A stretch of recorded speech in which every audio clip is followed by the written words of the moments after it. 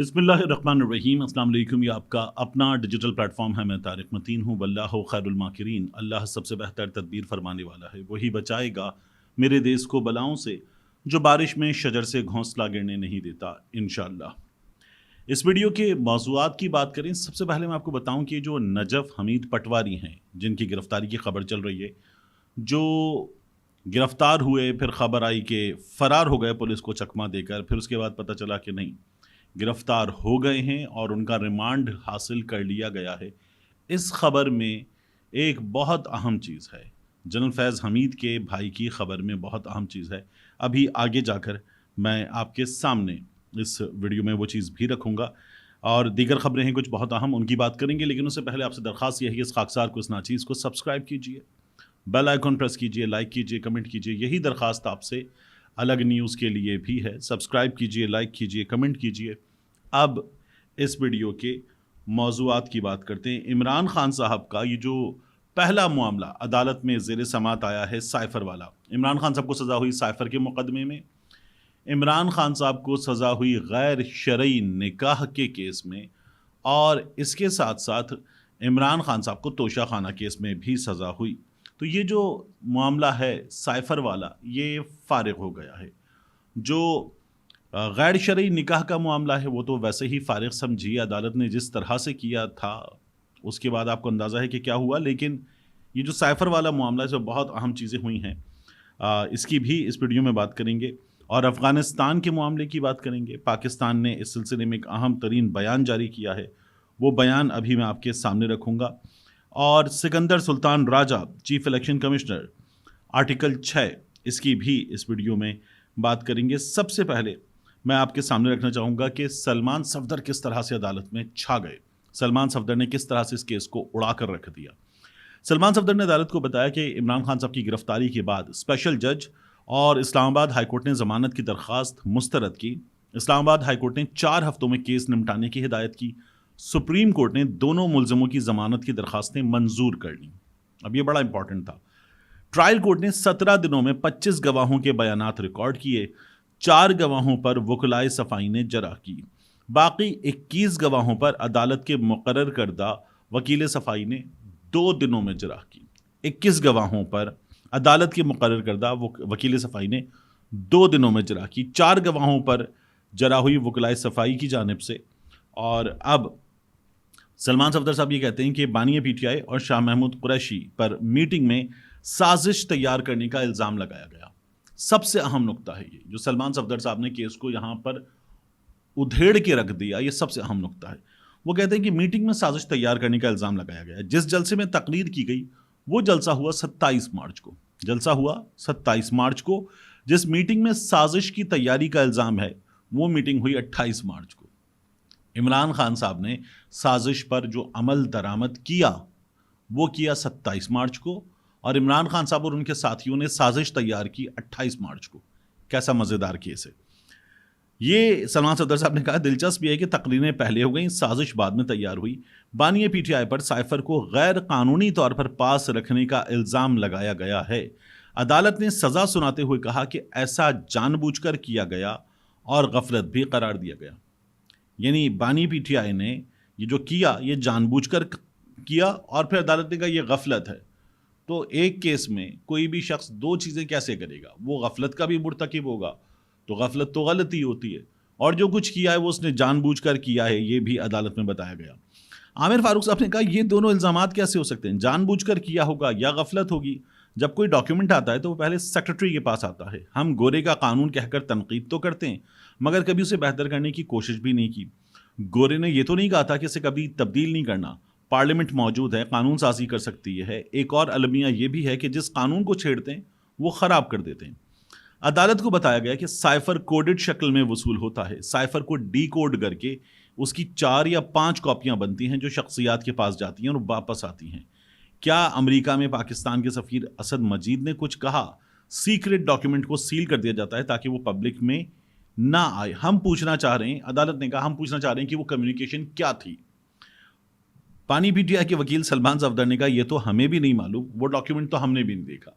तो जज साहब पूछते रहे, जो प्रोसिक्यूशन के वकील थे उनसे भी पूछते रहे कि आप हमें बता दें کہ سائفر میں کیا ہے. ان کو بھی نہیں پتا تھا سائفر میں کیا ہے. انہوں نے کہا جو کمیونیکیشن ہے اس سے پاکستان کا دشمنوں نے فائدہ اٹھا کر نقصان کر دیا, تو ہمیں بتائیے تو صحیح کہ وہ کمیونیکیشن ہے کیا, دشمن کو کیسے پتا کیا ہے, کیا بتا دیا گیا, عمران خان نے کر کیا دیا. تو سائفر جو ہے وہ باہر نہیں آ سکتا اور اس پر سزا دے دی گئی عمران خان کو. یہ بڑا دلچسپ تھا. کہا یہ جا رہا ہے کورٹ میں موجود رپورٹرز کی جانب سے کہ سلمان صفدر صاحب کل دلائل دیں گے مزید, اور اس کے بعد جو پروسیکیوشن ہے ان سے دلائل مانگے گئے ہیں.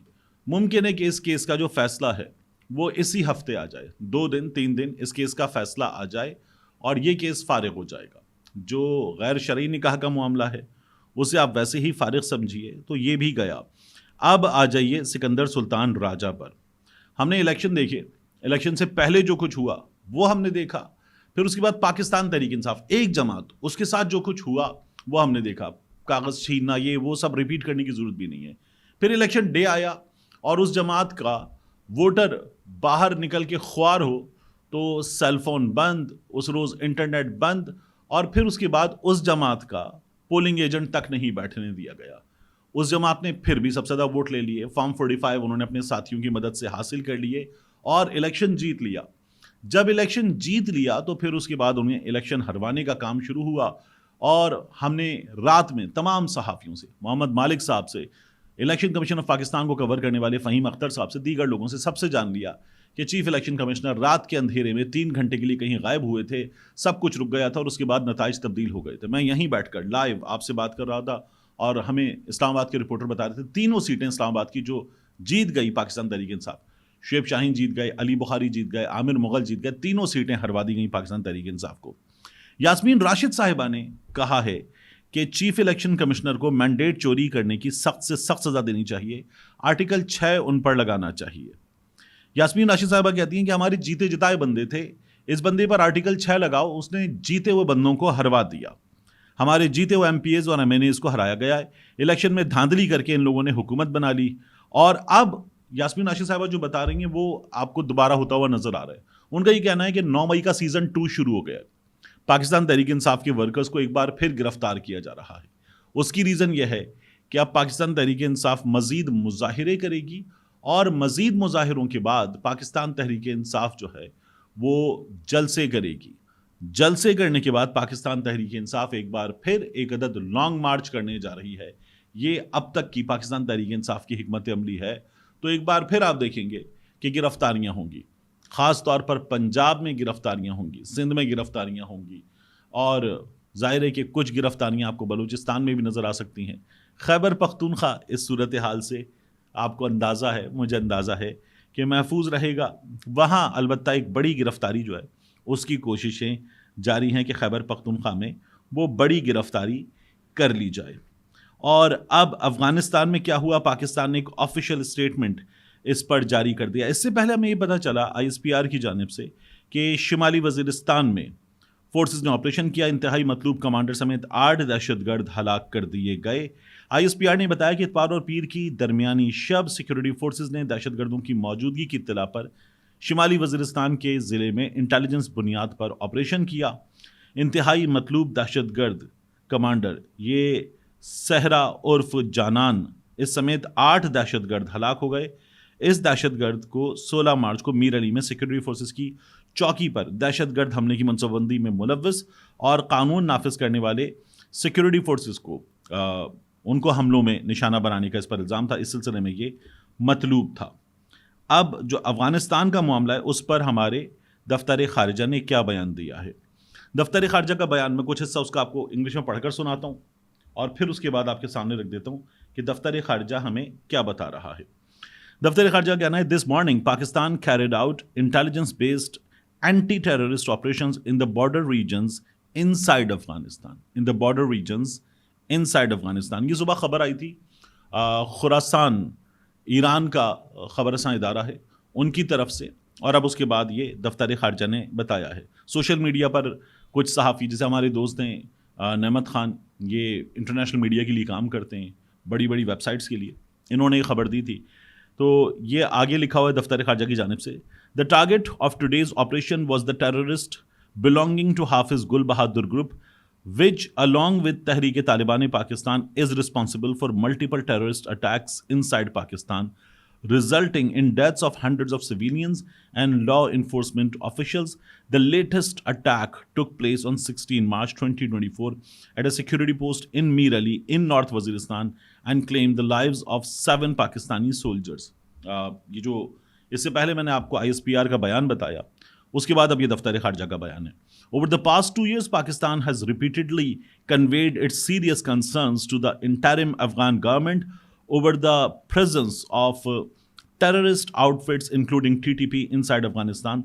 The terrorists pose a grave threat to Pakistan's security and have consistently used Afghan territory to launch terror attacks inside Pakistani territory. Pakistan نے آخر میں لکھا ہے کہ Pakistan would therefore continue to work towards finding joint solutions in countering terrorism and to prevent any terrorist organization from sabotaging bilateral relations with Afghanistan. تو ہم نے جو کیا ہے، ہم نے افغانستان کو بھی دنیا کو بتایا ہے کہ یہ افغانستان کے بھی انٹرسٹ میں ہے، پاکستان کے بھی انٹرسٹ میں ہے کہ دہشت گردوں کا قلع قمع کیا جائے جو پاکستان میں عام شہریوں پر بھی اور سیکورٹی فورسز پر بھی مسلسل حملوں میں مصروف ہیں. میں نے آپ سے کہا تھا کہ ایک اور خبر جو بہت دلچسپ ہے میں آپ کے سامنے رکھوں گا. نجف حمید پٹواری جنرل فیض حمید کے بھائی ہیں، گرفتار ہوئے اور ان کی گرفتاری کے حوالے سے کچھ دن پہلے سے ان کے خلاف تحقیقات وغیرہ چل رہی ہیں. یہ خبریں آ رہی تھیں. اب اس میں حافظ عمار یاسر صاحب کا بھی نام آ رہا ہے پاکستان تحریک انصاف کے، اور کچھ دیگر لوگوں کا نام آ رہا ہے. انٹرسٹنگ کیا ہے، یہ جو پاکستان تحریک انصاف کے لوگ ہیں ان کا نام آ رہا ہے خبروں میں، آپ کے سامنے یہ نام ٹیلی ویژن پہ چل رہے ہیں. نجف حمید پٹواری گرفتار ہو گئے، ایک خبر پھیلا دی گئی کہ فرار ہو گئے، یہ سب کچھ چل رہا ہے آپ کے سامنے میڈیا پر بھی، سوشل میڈیا پر بھی.